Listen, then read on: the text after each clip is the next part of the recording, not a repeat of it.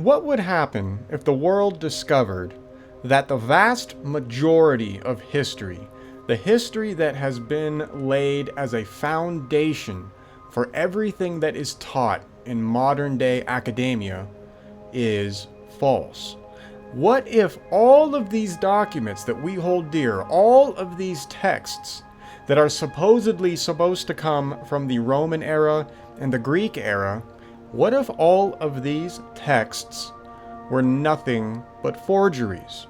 Sounds crazy, right? Sounds like this would be impossible, because how could all of the great minds in academia be fooled by a monumental amount of forgeries?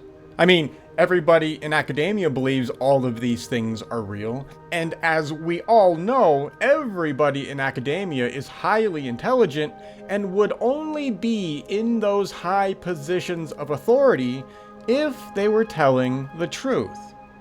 This is what the vast majority of people in the Western world believe. Once somebody is in an authoritative position within the realm of academia, whatever this person says will be taken as fact, and it will not be questioned by those around him or her. Now, this is crazy, but this is exactly what we find going on within the historical arena, at least in the mainstream. When we look at how the mainstream approaches history, in today's day and age especially, what we find is that the mainstream has an entire zeitgeist already created. They already have an entire chronology for all of these ancient civilizations. And this chronology that they have created is not allowed to be challenged. Now, right here, we have a scientific problem. And make no mistake, history is a science. I don't care what anybody in the mainstream has to say about this. Anyone who is a historical researcher is obligated to apply the scientific method to their methodology when it comes to trying to figure out what the hell happened in our past. If a historian or a researcher or whatever you want to call yourself is not using the scientific method, then that person's conclusions are immediately up for suspicion. By default, like I said, I don't care what anybody says. Whenever we go and we study and research something somebody else has done, and that person is not presenting the scientific evidence to back up their claim, then we don't have to pay attention to it. I mean, there's just no reason to. You can have a pet theory, that's fine, but you cannot come out telling everybody that this is how it is and then provide no scientific information. Now, it gets worse, because right now in academia, and even in alternative research, it kind of doesn't matter anymore. We find ourselves in a position now to where everybody who has been growing up learning history, basically right now, if you're alive right now, okay, you were born in the past 100 years, let's just say that. If you've been born in the last 100 years and you're not a vampire or a werewolf or something, then your entire worldview has been shaped to one degree or another by the mainstream version of history. Now, the mainstream version of history initially sounds great. It sounds fine. It sounds like there are no problems, nothing to worry about, right? We have countless books, for example, on the Roman Empire, right? You can go right now to the library or Internet Archive or something, and you can crack open just countless tomes that will have no problem describing to you all the stuff that happened in ancient Rome, all these names, and then suddenly you'll have all these dates, and everything is all laid out for you.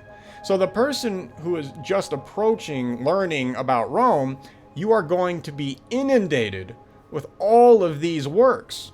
So when your average person runs into all of this information, what's the first thing they're going to think about? Are they going to think that we don't have a clue about what happened? Or are they going to be like, well, I guess everything is pretty much figured out, so I guess I can just start reading and see what all these guys did, and I guess that's the history. And that's where we find ourselves now. The reality is, in today's day and age, there is no more room for paradigm shifting discoveries. And this is one of those lessons that I think most of us have learned the hard way. Because what happens is when we first start to go and learn some aspect of history, and I'm just going to try and stay on topic here, we're going to focus on Rome, Julius Caesar. When you go to study this stuff, everything is there for you. So, and I mean like everything. You pull up a timetable of what current modern historians believe went down in ancient Rome, and they have dates for everything, right? I mean, you've got 3 different Roman empires at this point, and there's even an entire chronology all laid out for you to follow. So what happens when the honest researcher starts to dig around and they start to find cracks in the historical timeline, or they actually do discover something that flies in the face of what the majority believes? What happens? Well, we all know exactly what happens, right? Mainstream academia immediately dismisses that person if they have a paradigm shifting discovery.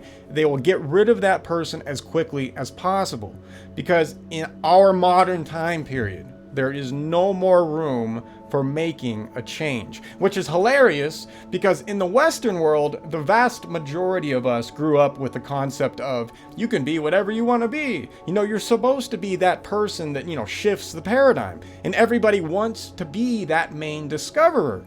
And so people get into academia thinking, yeah, I'm going to go figure out something new with Rome, and then everybody, I'll write some papers, and then everybody will know my name, and then I'll be famous, and I will have shifted the paradigm, and I will be living the Western dream. Of course, what happens is that if somebody makes that discovery, that is immediately challenged, not on a scientific level, as it should be, but is instead challenged on a socio-political level. That is not how we do history. So we have a problem.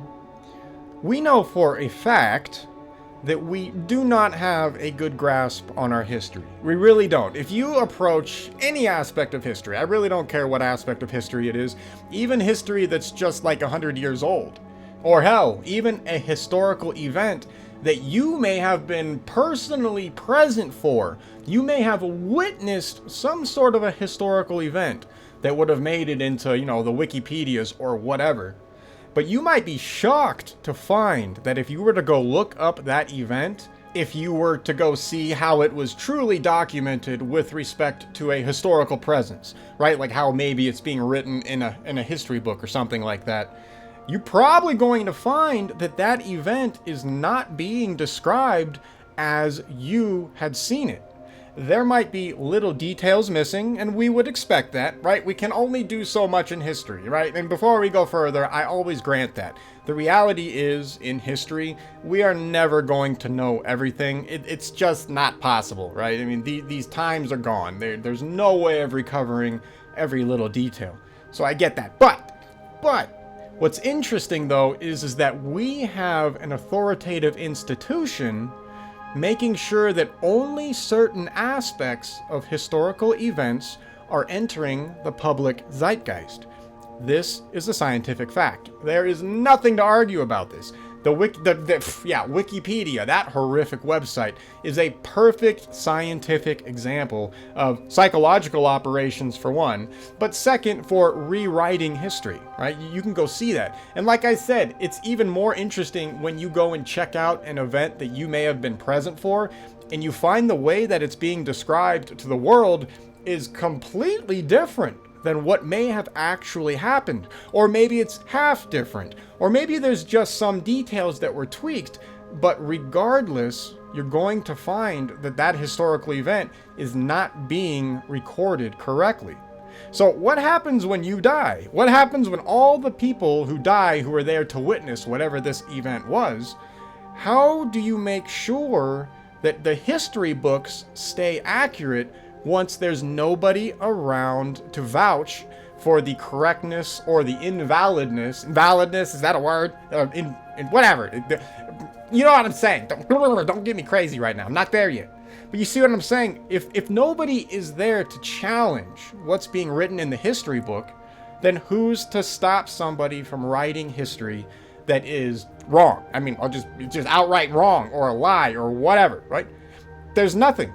There is nothing to stop this. Now, right now, you guys might be thinking, well, what about, we have smartphones now and we can record video and do all of this stuff. I mean, that's a pretty good way of recording history, right? And we can see that, so you could challenge it using video, and I agree. However, even with video, you're still missing stuff, right? You're not going to have a full 360-degree view with sound from every single person at, the event that was going on, whatever it may be.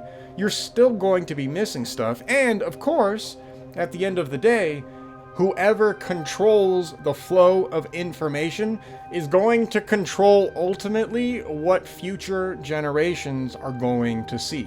So it takes very little to imagine what people in positions of power could do to represent certain historical events. And that's just the way it is. There's no way around this. That is entirely a possibility. Now, I realize that most people, unfortunately, a lot of people think that other people would never do anything like this, that other people would never manipulate history for their own gain, right? Or they would never do it to the extreme that it would affect, millions or billions of people. And of course, those people would be completely wrong. The reality is, all it takes is, basic knowledge of human psychology. Human greed is all you need to create an environment to where somebody would go out of their way to manipulate historical information for their own benefit. You do not need some kind of crazy alien conspiracy or, dark Illuminati stuff going on. I'm not saying none of that couldn't be possible, but you don't need it. All you need is human greed. Once you take the reality of human psychology into account when you start to look at history, suddenly everything starts to change. One of the first things that will pop up won't necessarily have to do directly with history, but it will have to do with historians themselves.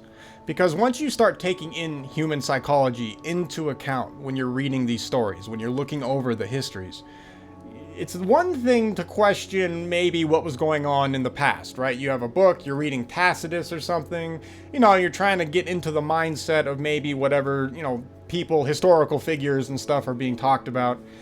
But very rarely do people pull themselves back and look at the psychology of the historians themselves that are trying to push this particular narrative based on something like Tacitus. So, with respect to the Roman Empire, we actually have a lot of problems.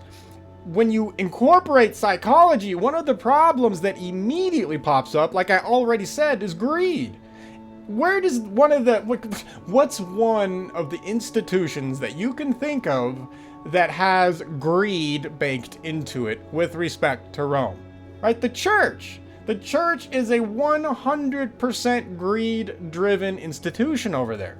So it would make sense that if an institution is trying to gain some sort of power, there's probably a good chance that they would have gone out of their way to manipulate historical documents to better serve their purposes.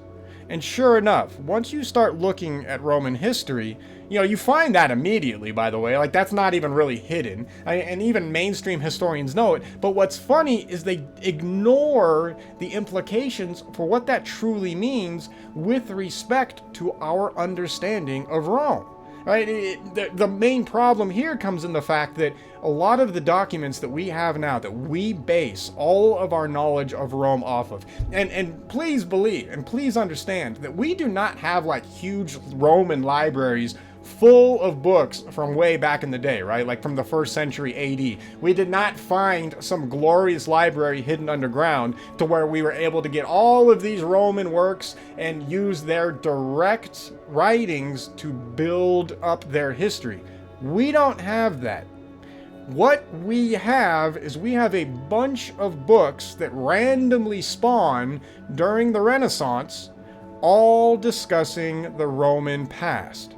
And this is the crazy part, because all of these books show up at this point in time, right? The Renaissance period, that era, 1200-ish to 1800-ish. It's a little bigger of a time period. This time period is full of miraculous discoveries in which just so happen to explain a problem that, certain institutions were trying to figure out, and then all of a sudden a book shows up and they're like, oh yeah, see, this book proves that we own this land, or this book proves that we are the leaders of whatever. That's what happened, and that's not denied by historians, but it is ignored. Those implications are completely ignored, because if mainstream historians do not ignore that, suddenly they have to look at every single piece of work that they base their foundations of Rome off of, and they have to legitimately question its veracity. And they don't do that. One of the problems that we find when we deal with history, whenever we're dealing with like ancient books, stuff like that, ancient manuscripts, all of that, for whatever reason, in the mainstream, ancient manuscripts are generally believed to be fully authentic unless some sort of other evidence appears out of nowhere to prove it wrong. So for example, if there is some, glaring anachronism in the writing. So for example, if you're reading Tacitus and suddenly Tacitus says, I got on my airplane and we flew over to Chicago, and then we took my Corvette over to my house, and then we started talking to Caesar. And, if you heard something like that, if you were reading something like that in one of these books, that's an anachronism. That's an obvious anachronism. So yeah, you'd kind of have to throw that out, right? I'm just using an extreme example, but anachronisms are one of the ways that we are able to prove a lot of these documents are fake. However, the mainstream does not generally do this. The mainstream, for whatever reason, is extraordinarily lenient on what they will accept as truth. So, and basically what the mainstream accepts for truth is all of these miraculous documents that show up during the period between 1200 and 1800 AD. We do not have some document written from the BC era to where we crack open this BC tome and you can read all this crazy history about Rome or Greece. It does not exist. There's no such thing. This fact, it's a scientific fact, should have made every single historian stop in their tracks and start really digging into every single one of these books that they are citing to make their foundation of Rome.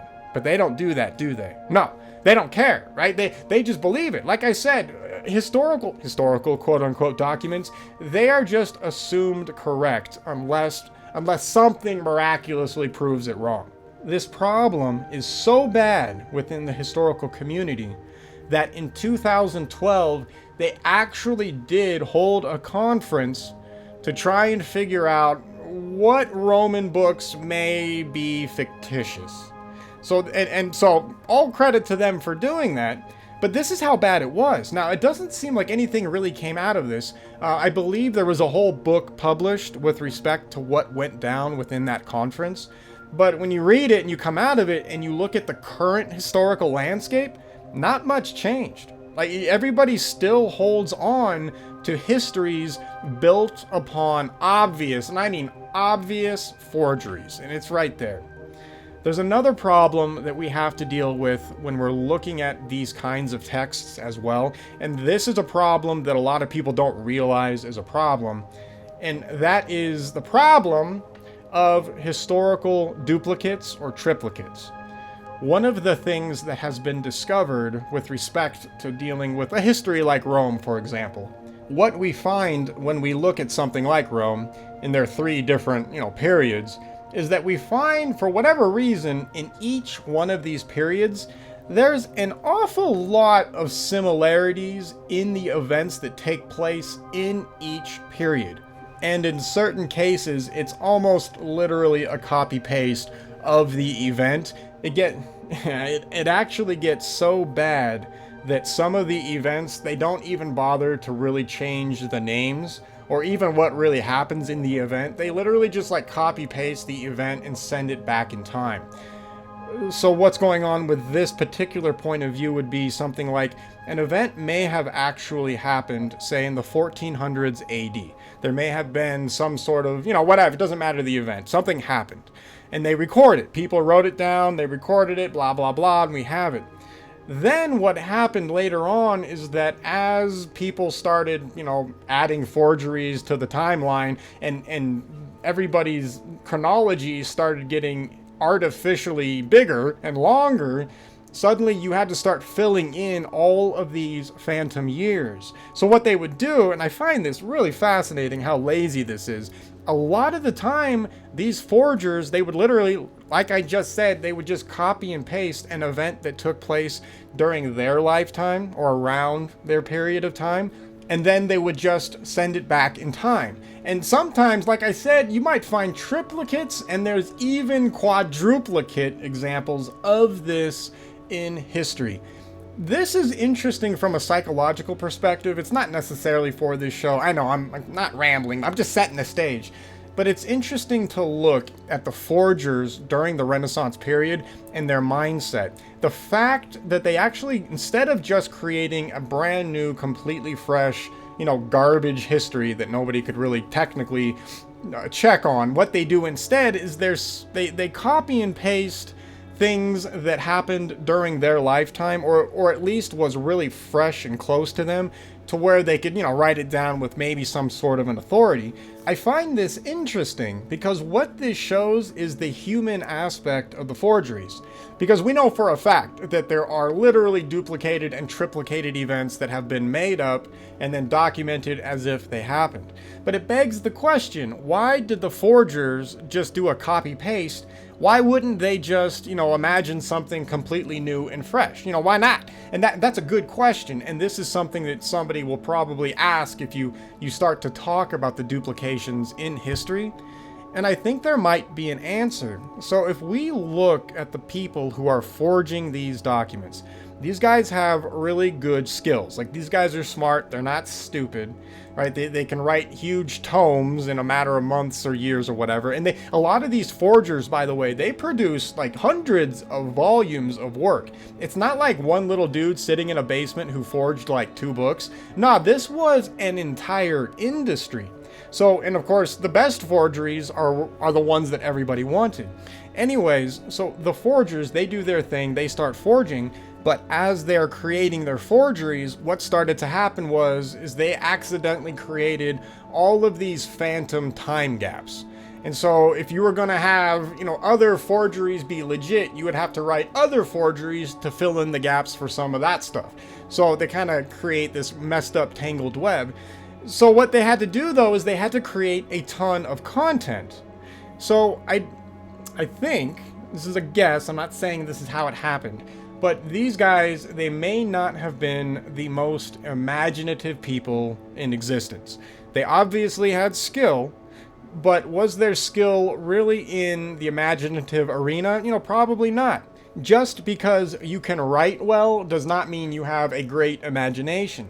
So I would not be surprised if these guys run into a situation to where they need to create content, but they really don't have the imaginative skill to generate, tons of all this stuff that is really necessary. So from what they did, they just said, hey, look, I can sort of speak with authority about this kind of an event that happened that I'm aware of.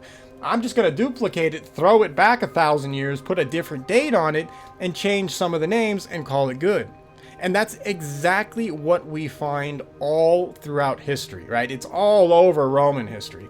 All right, just setting the stage. Okay, so anyway, we run into a situation to where forgeries were created, and all of these forgeries over time eventually were pushed into the mainstream chronology. And of course, some pretty messed up institutions get involved in doing this, and then we eventually wind up where we are today. Now, one of these forgeries may have actually been Julius Caesar. This is a legitimate problem. To accentuate the point really fast, just so that we can move on, if I were to ask a mainstream historian, hey, I need you to prove to me that Julius Caesar legitimately existed, and I need 100% scientific proof. I need you to show me the scientific evidence which led you to believe that this person was real. Can you show me that? And that historian will have to walk away because they've got nothing. There is nothing they can do that can scientifically prove that Julius Caesar was a real person. Now, this is a problem. It's not a problem for mainstream historians because mainstream historians don't care, right? They've already got everything figured out. They're happy, they're arrogant, their egos have taken over, they're done. You're not allowed to ask that question. In fact, if I were to ask that question probably in a mainstream institution, I'd probably be laughed out of the classroom, right? Because everybody has been so psychologically conditioned to believing that these things are real. The concept of even just questioning it or just asking for real evidence is absurd. How do you like that? We actually live in a period of time where asking for legitimate scientific evidence to support a historical claim will make you be a laughingstock. That's not how we do science. That's not how history needs to be done. If you do not have the scientific evidence that corroborates and proves your conclusion, your conclusion is not a fact. It's not secure. It's not real. At best, it's a theory. And that's all we can say. The problem is that mainstream historians, they don't want to hear that. They believe all of this is real. They're not interested in the possibility that something that they have been taught their entire life is simply wrong. Right? So, what are the implications of this? If Julius Caesar is fake, what happens? Right? That changes everything. But this is the situation that we find ourselves in when we deal with real history. We actually have problems to a point to where it's like all these major historical figures that everybody believes existed, it's entirely possible that a lot of them didn't. Alexander the Great is another one of these figures which may have never existed, at least in the context that they currently have him way back in the day. All right, that's a whole other story, but my point is that this problem is everywhere. It's not like it's just a Julius Caesar problem. It's a problem with a ton of historical figures. So what I want to do here, we're finally getting to it, is really fast. I want to read a really small section from this book I got. It's called Anno Domini, and it's by Laurent Gaillon. Gaillon? I don't know how to say his last name. It's a French dude. I'll throw a picture up here. Anyway, I bought it. I read it. It's a great book, but I wanted to just read this little section because it really does a good job of encapsulating one of the problems that I don't think people generally realize is a problem. All right, so let's get to it. So this is going to be dealing with the possibility of Julius Caesar not being real. I know this sounds crazy at first, right? Even alternative historians, they have fully believed that Julius Caesar is real, right? Everybody, even, mainstream alternative historians, they also believe generally in the mainstream chronology, right? Even your UFO people with pyramids, for example, they're still holding on to the standard garbage chronology. Don't forget that. The mainstream stuff that you hear all these dates about, etc., even in the alternative realm, all of this stuff is still based on mainstream programming. It's all garbage at the end of the day. So, and the Julius Caesar thing is cool because it goes a long way into pointing out that you may think that you have a solid grasp on something within history, but the reality is it's the exact opposite. This is what I recommend doing. Kind of like I already said, I'll repeat it again really quick. When you pick a historical leader, pick somebody. If you want to know if that person is real or not, ask the scientific questions and demand the scientific proof for that individual's existence.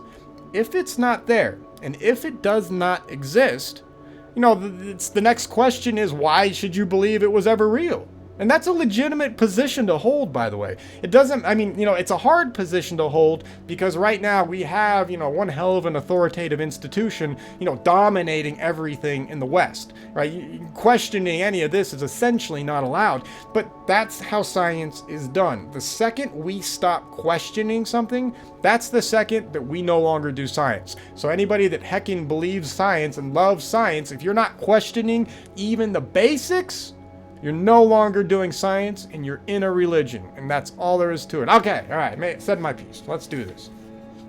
How real is Julius Caesar?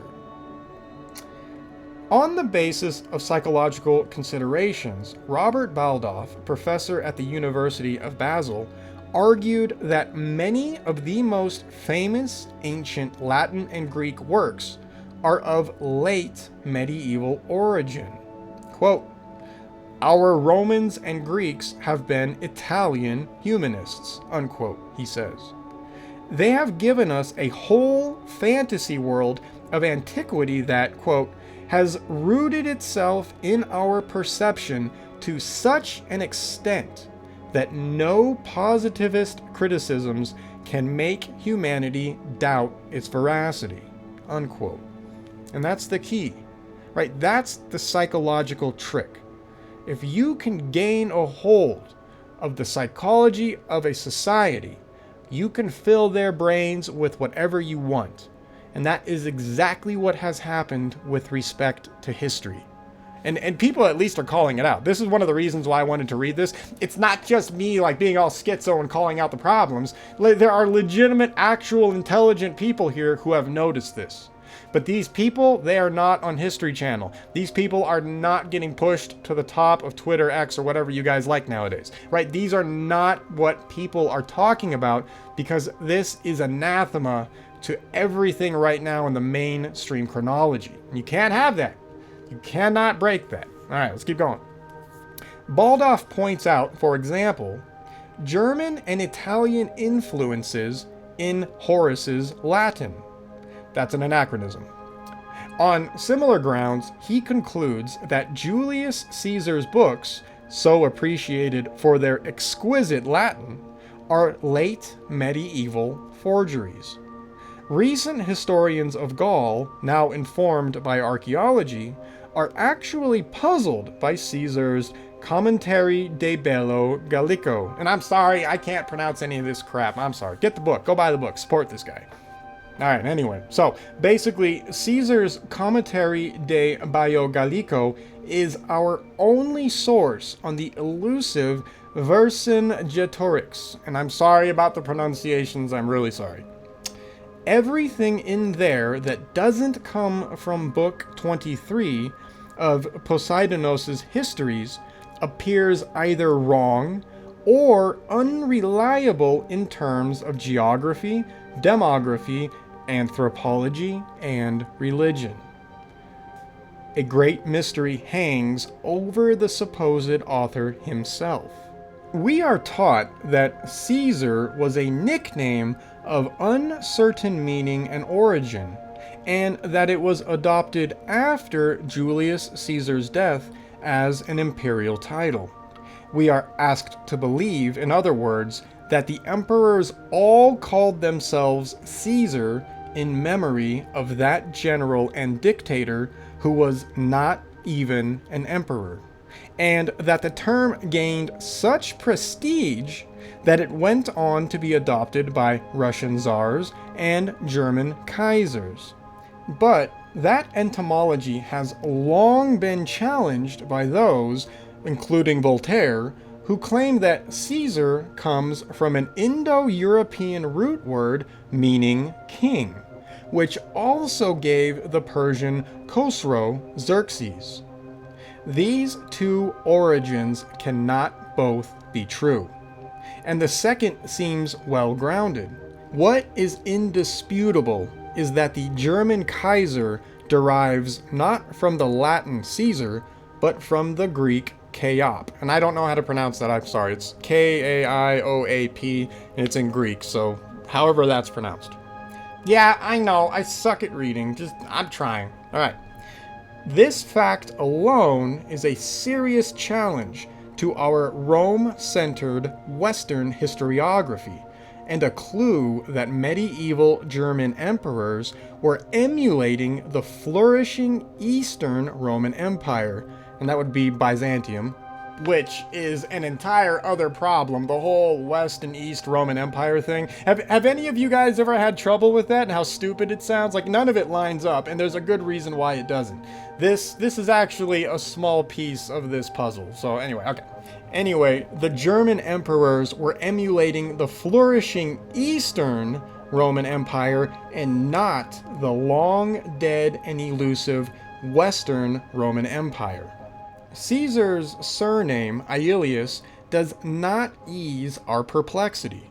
We are told by Virgil that it goes back to Caesar's supposed ancestor, Ilius or Ailou, but it happens to be an Indo-European root word designating the sunlight or the day sky, identical to the Scandinavian name for the solar god, Yule. Helios for the Greeks, Hall for the Gauls, Hell for the Germans, from which derives the French Noël, Novo Hell.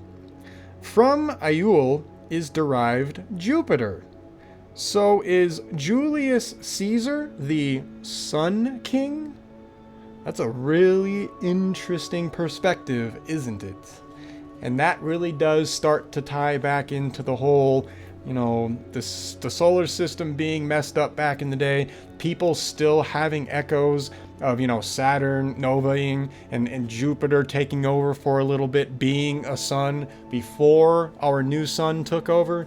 Yeah, it's crazy, right? But it's all connected. That's the crazy thing about all of this stuff. Like what we're reading here, this directly connects to all of the crazy stuff that went on back in the day with respect to cataclysms, right? All the gods, the different suns. Okay, it's that. Okay, we're going. Okay. Consider, in addition, that 1. Roman emperors were traditionally declared adoptive sons of the sun god Jupiter or of the undefeated sun. That is amazing.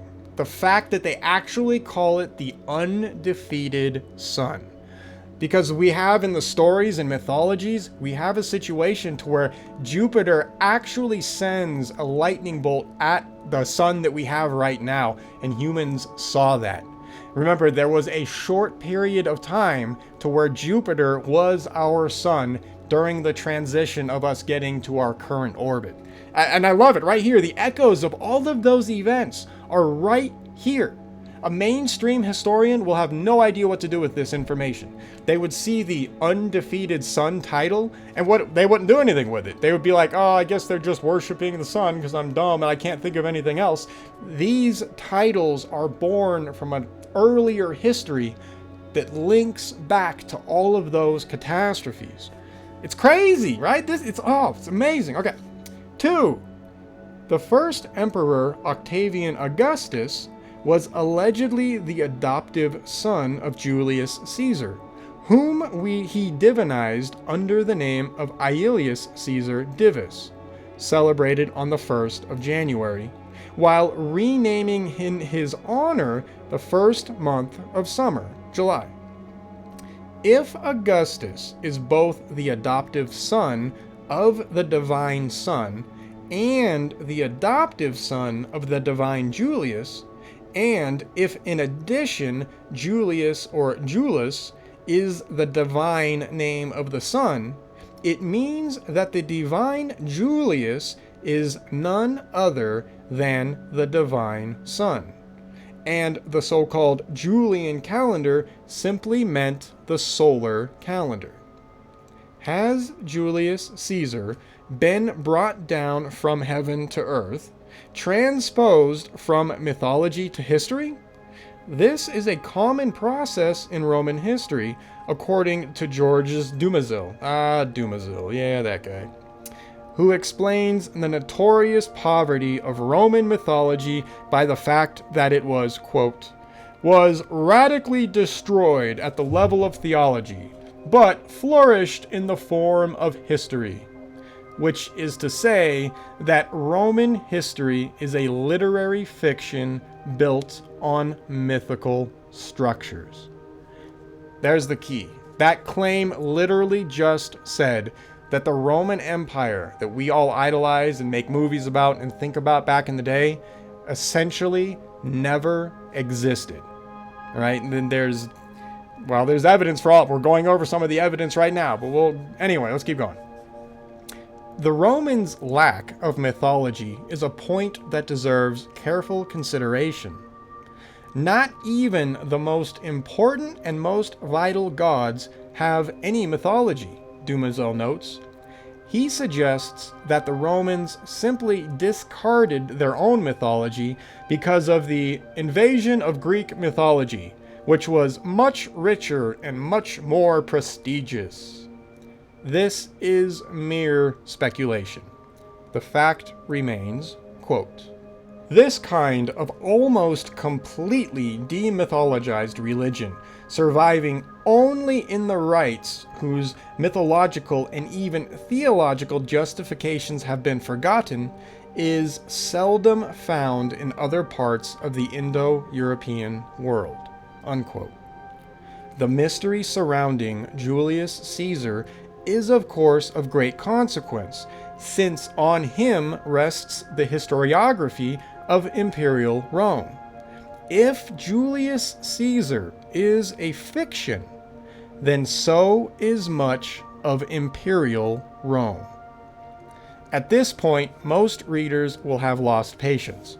With those whose curiosity surpasses their skepticism, we shall now argue that imperial Rome is actually, for a large part, a fictitious mirror image of Constantinople.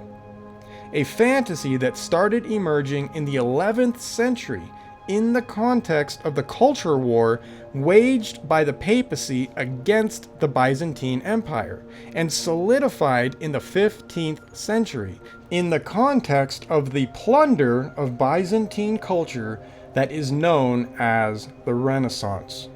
Now, I know some of that sounds insane, right? Especially if you are classically trained, that little section might be like, wait a second. But think about what we just went over. The problem of Julius Caesar is a legitimate historical problem. Just because the mainstream has decided that it's 100% real and that we don't need to question it, that does not mean we don't question it. There's all kinds of problems when we start to look at the history of the Roman Empire, and then of course, by extension, the Byzantine Empire. In fact, that whole thing is crazy. The Byzantium and the Western Rome thing, and to where Byzantium is then suddenly Rome in the East, and the whole thing has never made sense. Like, if you try to put together the mainstream picture, you just get lost, because it's weird. It's like there's Rome exists in the West, and then all of a sudden, for some magical reason, everybody suddenly moves east, and then nothing happens over in the ex-Roman Empire, but everything starts happening in the East. It's all nonsensical. Like, it's crazy. And I think that's actually probably one of the reasons why a lot of people kind of lose interest in the whole Roman Byzantium situation, is because when you're taught it doesn't even make sense. Like, the whole structure, the chronology is it's just weird. And I mean, it kind of sounds all right on paper if you just kind of, brush over it. But when you do any sort of deeper level, poking around beyond the surface, you immediately just find yourself going, what the hell are these people talking about? Like, how are you guys coming up with Byzantium existing during this period of time, and then, the ancient Roman doing that and then disappearing? None of it lines up. And of course, one of the things that does not work is the Julius Caesar story. All right, let's get to one other quick, important historical figure, and then we'll wrap this up. All right, I know we have to talk a lot about Byzantium and Rome and all of that. It's not necessarily for this show.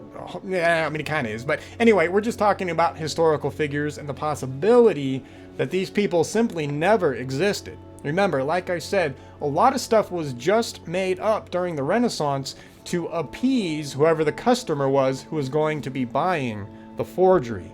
So that's why this stuff is important to really look at and to re-question it. Right? I get it. Right now, if you're all into Rome and you believe in, Julius Caesar being real and blah, blah, blah, I would challenge you to go out of your way to demand scientific proof. And if you can't find that scientific proof, I would then ask you, why do you believe it's real? And ask yourself that and dig around. Ask yourself, why do you believe in Roman chronology? Right? What, because some professor said it's real? Because the History Channel did a few specials on it. Everybody makes movies out of Rome. All of this stuff must be real. Right? Those are your answers. How do you like that? The answers I just gave you for the reason why people think Julius Caesar is a real historical figure is all because of fictional media garbage. Not a shred of it is based on science. All right.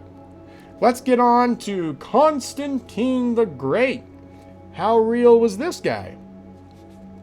If Julius Caesar is the alpha of the Western Roman Empire, Constantine is the omega. One major difference between them is the nature of our sources.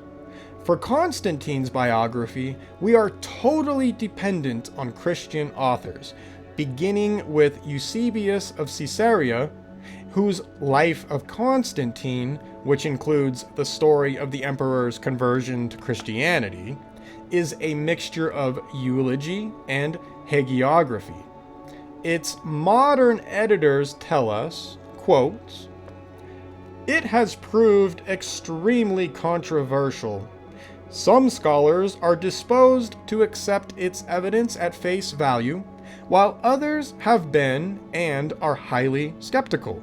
Indeed, the integrity of Eusebius as a writer has often been attacked, and his authorship of the Vita Constantini denied by scholars eager to discredit the value of the evidence it provides, with discussion focusing particularly on the numerous imperial documents which are cited verbatim in the work." Unquote. Yeah, Eusebius is another one of those writers that we should definitely be questioning, let's just say that. Alright, let's keep going. The common notion derived from Eusebius is that Constantine moved the capital of his empire from Rome to Byzantium, which he renamed in his own honor. But that scenario lacks credibility. The very notion of Constantine's Translatio Imperii is replete with inner contradictions. First, Constantine didn't really move his capital to the east because he was himself from the east. He was born in the Balkans in Nicaeus, today Nis in Serbia, in the region called Moesia. In broad terms, Constantine may be called a Dacian or a Scythian. According to standard history, Constantine never set foot in Rome before he marched on the city and conquered it for Maxentius. Constantine wasn't just a Roman who happened to be born in Moesia. His father, Constantius Chlorus, also came from Moesia. So did his colleague and rival Licinius, and so did his predecessor Diocletian, who was born there, built his palace there, and died there. In Byzantine chronicles, Diocletian is given as Dux Moesae, which can mean King of Moesia. For well into the early Middle Ages, Dux was more or less synonymous with Rex. Yeah, that's interesting.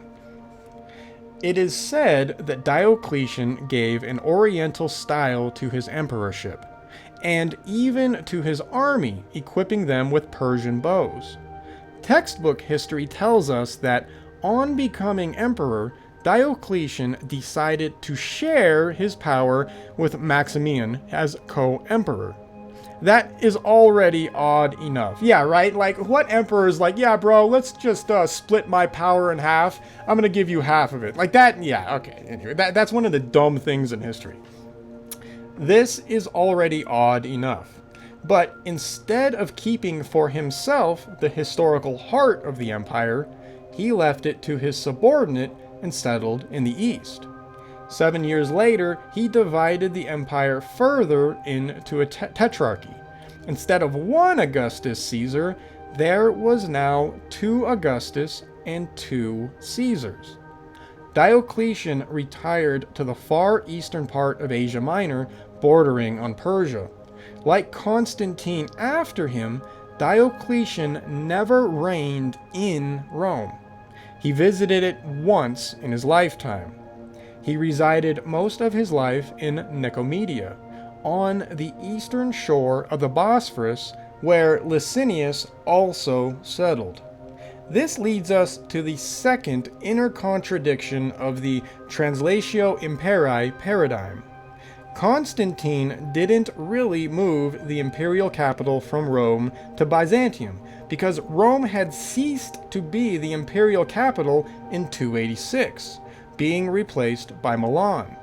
By the time of Diocletian and Constantine, the whole of Italy had actually fallen into anarchy during the crisis of the 3rd century, and that would be between AD 235 to 284.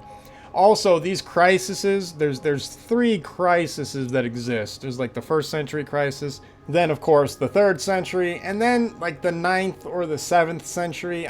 There's not really a good consensus on that. I know people can argue that maybe there is one, but anyways, there's essentially 3 crises that go on during the 1st millennium AD. Now, that's a mainstream perspective. If we were to look at real chronology and the real stratigraphical evidence that we have, and all the real archaeology, you guys know, science, if you actually look at the science, there's no such thing as 3 crises. There are only enough evidence for 1 crisis. There are not 3 different ones. 2 of those crises, those are phantom duplicates of the first one. And that crisis might have, well, anyway, I'm not going to get into that. That's not for this show. Okay, let's keep going. When in 402 AD, the Eastern Emperor Honorius restored order in the peninsula, he transferred its capital to Ravenna on the Adriatic coast. So, from 286 on, we are supposed to have a Roman Empire with a deserted Rome. The conundrum only thickens when we compare Roman and Byzantine cultures. According to the Translatio Imperii paradigm, the Eastern Roman Empire is the continuation of the Western Roman Empire. But Byzantium scholars insist on the great differences between the Greek-speaking Byzantine civilization and the earlier civilization of the Latium. For example, the Byzantines were not a warlike people, as were the Romans, notes Byzantist Anthony Caldelis. Quote, "They preferred to pay their enemies either to go away or to fight amongst themselves. Likewise, the court at the heart of their empire sought to buy allegiances with honors, fancy titles, bales of silk, and streams of gold. Politics was the cunning art of providing just the right incentives to win over supporters and keep them loyal. Money, silk, and titles were the empire's preferred instruments of governance and foreign policy over swords and armies." Unquote. The Byzantine civilization owed nothing to Rome, and everything from Greece. Culturally, it was closer to Persia and Egypt than to Italy, which it treated as a colony. At the dawn of the 2nd millennium AD, it had almost no recollection of its supposed Latin past, to the point that the most famous Byzantine philosopher of the 11th century, Michael Psellos, confused Cicero with Caesar. How does the textbook story of Constantine's Translatio Imperii fit into this perspective? It doesn't. In fact, the notion is highly problematic. unwilling, for good reasons, to accept at face value the Christian tale that Constantine moved the Byzantium in order to leave Rome to the Pope alone, historians struggle to find a reasonable explanation for the transfer, and they generally settle for this one. After the old capital had fallen into irreversible decadence, soon to be sacked by the Gauls, Constantine decided to move the heart of the empire closer to its most endangered borders. Does that make any sense?